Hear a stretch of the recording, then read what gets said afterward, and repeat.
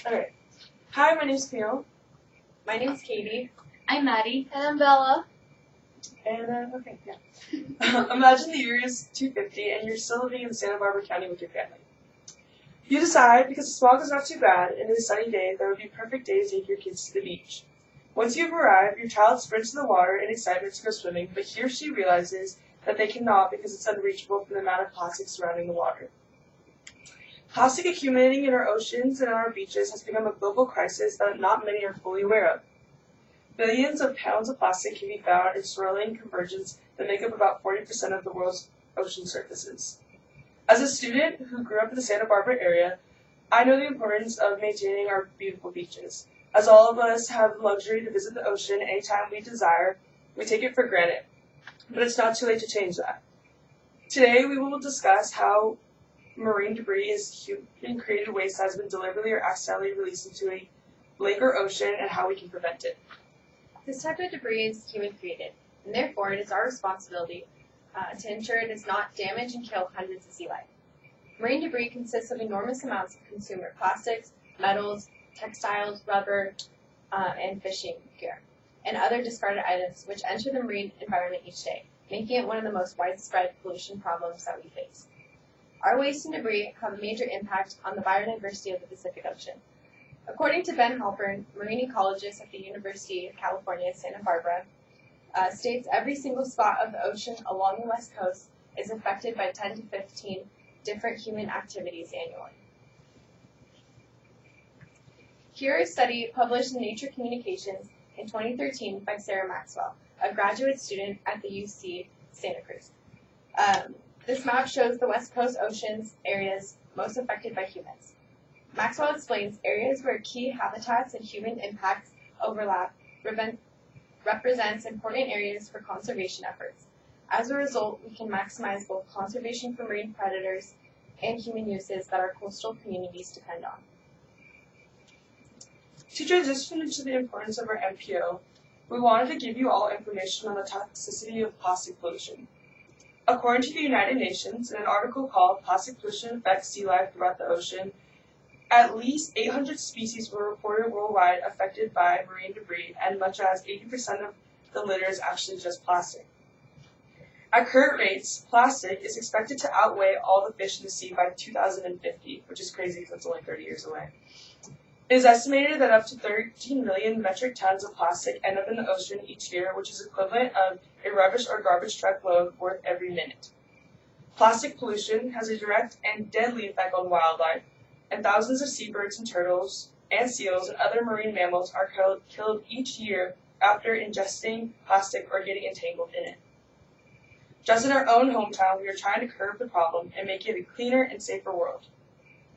Plastic is highly toxic, which is extremely dangerous for marine life to consume.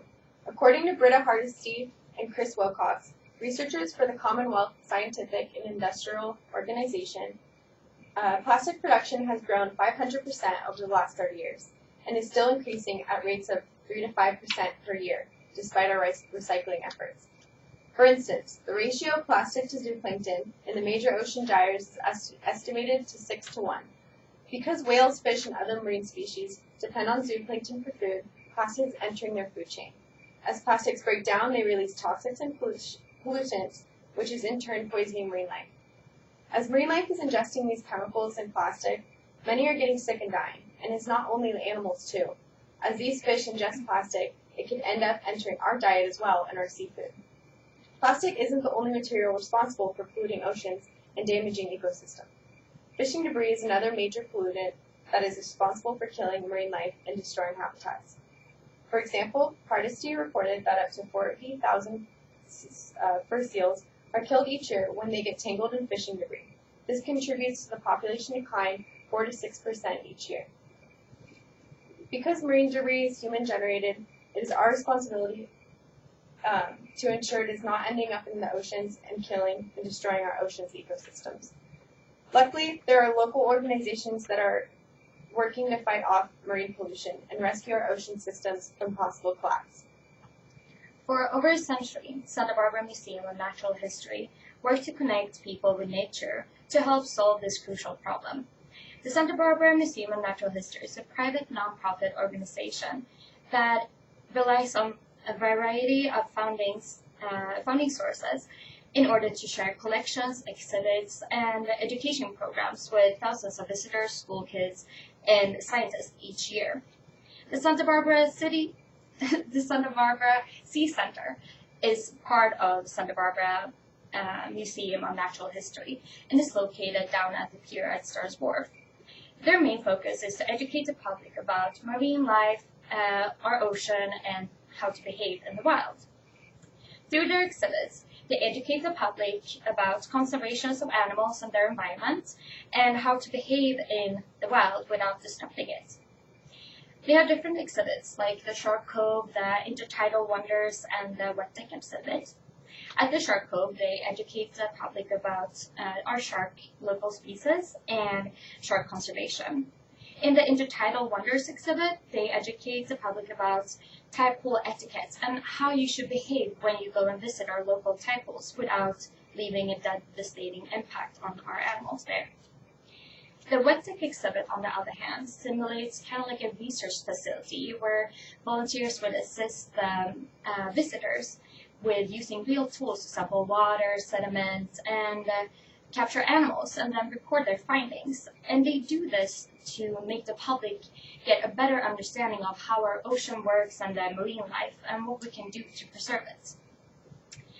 The Sea Center helps our community by educating the public about our environment and what we can do to take care of it.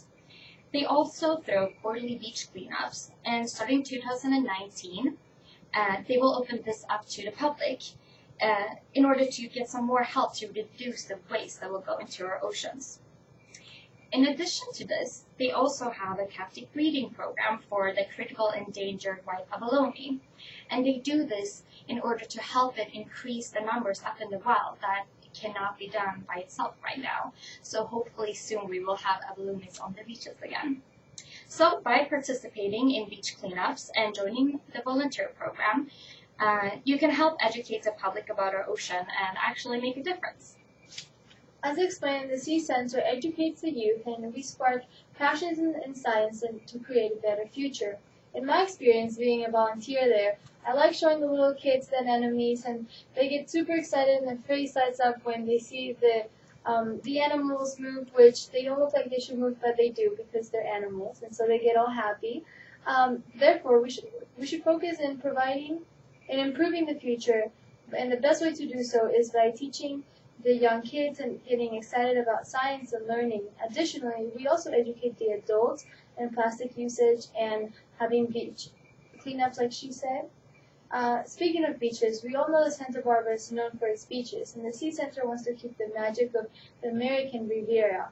By doing this, we want to improve Santa Barbara. The visitor profile of Santa Barbara from 2016 to 2017 found that the tourism that comes to Santa Barbara brings about $1.9 billion to the local economy. That's 25% of the overall local economy.